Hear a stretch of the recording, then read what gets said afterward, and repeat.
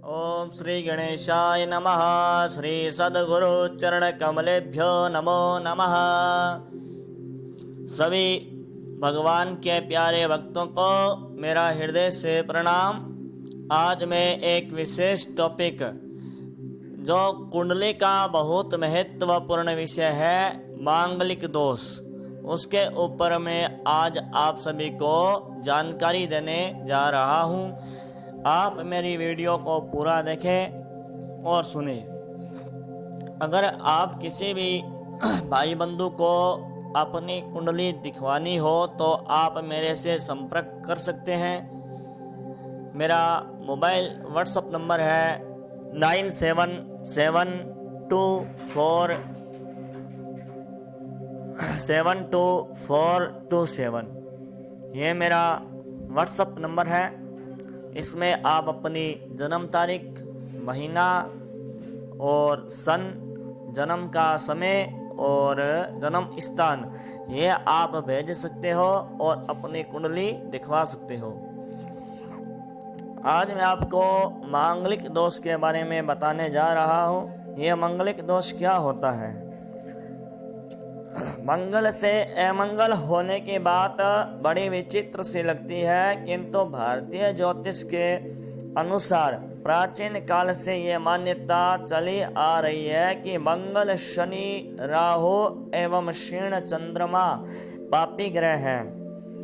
इनमें से अगर कोई भी ग्रह प्रथम भाव में, चतुर्थ भाव में, सप्तम भाव में और अष्टम भाव में और द्वादश भाव में मौजूद हो तो इन ग्रहों को देखते हो अथवा अपनी दृष्टि इन ग्रहों पर डालते हो तो ये मंगलिक दोष कहलाता है और उस जातक को मंगलिक कहा जाता है। मंगलिक का लक्षण जो है कि इसमें अगर कोई मंगलिक दोष है, या चाहे वो लड़की हो चाहे लड़का हो, मंगलिक के जीवन में बहुत परेशानी आती है। परेशानी क्या आती है? अगर लगन में मंगल हो, लगन पीड़ित हो गया हो तो शारीरिक समस्या आ सकती है।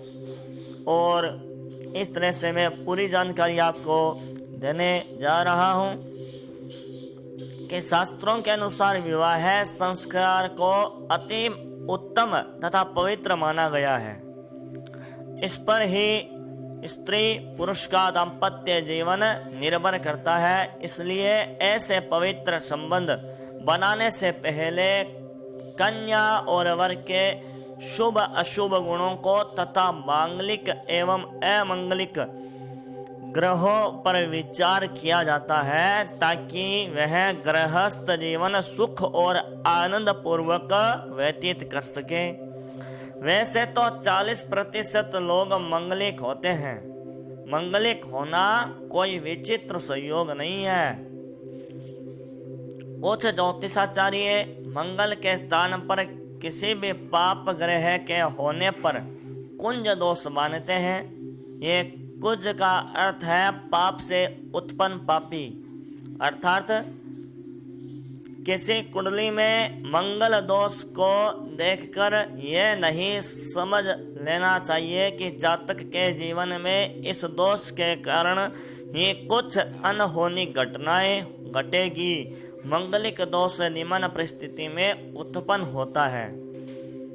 यदि मंगल स्वक्षेत्रीय या उच्च अथवा नीच का हो तो वहाँ यह दोष उत्पन्न होता है। यदि मंगल पर शुभ ग्रह या बुध की दृष्टि हो अथवा मंगल शुभ ग्रह बुध या बृहस्पति के साथ हो तो यह दोष पैदा होता है। यदि मंगल सिंह राशि में स्थित हो तो भी यह दोष पैदा होता है। यदि मंगल की ग्रह दशा विवाह से पहले ही भोग ली गई हो तो वहाँ यह दोष उत्पन्न हो जाता है।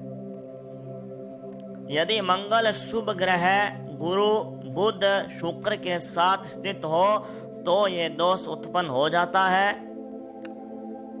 अर्थात कुंडली के पहले, चौथे, सातवें, आठवें और 12वें भाव में यदि मंगल हो तो पत्नी पति की मृत्यु का कारण बनती है। इन दोनों में से एक की मृत्यु भी हो सकती है अथवा दोनों में से कोई एक बीमार रह सकता है अथवा दोनों में से कोई एक का स्वभाव बदल सकता है, जैसे आपस में कलह होना। लड़का मंगलिक है, लड़की मंगलिक नहीं है, लड़की मंगलिक है, लड़का मंगलिक नहीं है। अगर इनकी शादी हो जाए ऐसे जातक की तो ये घटना घटित हो सकती है। दोनों में से कोई एक बीमार रह सकता है, दोनों में से किसी एक की मृत्यु हो सकती है अथवा तलाक की स्थिति उत्पन्न हो सकती है, या फिर दोनों में प्रेम भाव है लेकिन दोनों को एक दूसरे से दूर रहना पड़ सकता है। ये मंगलिक दोष के कारण है। जन्म कुंडली में प्रथम, चतुर्थ, सप्तम, अष्टम और 12वें घरों में अत्यंत महत्वपूर्ण माना गया है। कुंडली का पहला घर जातक के शारीरिक गठन, कद काठी, रूप, रंग, शारीरिक शक्ति, स्वास्थ्य का कारक माना जाता है। यदि इस घर के पीड़ित होने पर जातक के स्वास्थ्य पर विपरीत प्रभाव पड़ता है और स्वास्थ्य खराब होने के कारण जातक का स्वभाव चिड़चिड़ा हो जाता है, उसका स्वभाव उग्र और हठी हो जाता है। कुंडली के चौथा घर जो होता है वह मातृभाव का होता है। ये जीवन उपयोगी वस्तु का कारक माना गया है। इस घर के पीड़ित होने पर जातक जीवन उपयोगी वस्तुओं का उपभोग करने के लिए त्रस्ता रहता है। जीवन में अभाव होना भी 100 अनर्थों को जड़ कहा जाता है। कुंडली का जो 7वां घर है वह है विवाह का, दाम्पत्य जीवन का, संतान का, परिवार का कारक माना गया है। विवाह की दृष्टि से यह घर अत्यंत महत्वपूर्ण है। यदि इस घर में पापी ग्रह बैठ गया हो अथवा पापी ग्रह इस घर को देखते हो तो विवाहित जीवन सुखमय नहीं रहता। पति पत्नी को एक दूसरे से संतुष्टि नहीं मिलती, उसमें तरह तरह के अमंगल होते हैं जिससे दाम्पत्य जीवन विषासक्त हो जाता है। और कुंडली का 8वां घर आयु का और शांति का कारक माना जाता है। इस घर के पीड़ित होने से जातक का जीवन चिंताओं से भर जाता है, शांति भंग हो जाती है। कुंडली का 12वां घर व्यय का माना गया है। इस घर के पीड़ित होने से आय से अधिक व्यय होता है, जिसके कारण जातक की मानसिक परेशानियां बढ़ जाती है, क्योंकि इस घर में स्थित पापी ग्रह उसे चैन से बैठने नहीं देते। यदि इन्हीं स्थानों में जहां मंगलिक दोष हो जाता है, किसी एक घर में शनि पड़ा है तो मंगलिक योग कहा जाता है। कुछ ज्योतिषाचार्यों के मत के अनुसार मंगल और राहु का एवं शनि का योग हो तो मंगल दोष कट जाता है, परंतु अनुभव के आधार पर कहा जाता है कि भले ही शनि व राहु मंगल के योग को काट दे, फिर भी वैवाहिक बाधाएं बनी रहती है। ऐसी स्थिति में विवाह में रुकावट भी आती है, विवाह देरी से भी हो सकता है, सगाई होकर टूट जाती है और कई बार तलाक भी हो जाता है। कभी कभी मंगलिक होने पर भी जीवन में गृहस्थ जीवन की गाड़ी चलती रहती है। विवाह देर से होने पर भी यह दोष समाप्त हो जाता है। कहते हैं कि 23 वर्ष बाद मंगलिक दोष अपने आप ही समाप्त हो जाता है, लेकिन फिर भी प्रभाव, मंगल दोष का प्रभाव फिर भी जातक के ऊपर जरूर पड़ता है। जय श्री राम। मैंने आज आपको मंगलिक दोष की विशेष महत्वपूर्ण जानकारी दी है। और आप अगर किसी भी कुंडली का निरीक्षण करें, कुंडली देखें, तो एक ग्रह को देखकर कभी भी फलादेश नहीं करना चाहिए। लगन में मंगल हो, उसके शारीरिक समस्या आ रही हो, तो मंगल के साथ लगन का जो भाव है, जो कारक है, उसको भी देखना चाहिए।